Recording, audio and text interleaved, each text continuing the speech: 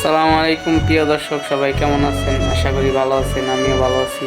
তো সবাই বলেন যে খালি বিদেশ আসবেন, আমাদের ছোট ভাই বেড়াদার যারা আছেন তারা বলেন যে খালি বিদেশ আসবেন।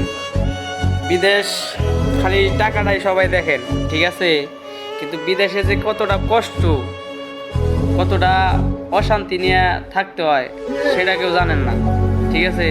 দেখেন এই যে আমার এক ভাই, এই যে ভাই দেখেন, ভাইয়ের হাতটা মানে যে কোনো এক কারণে কাইটে গেছে।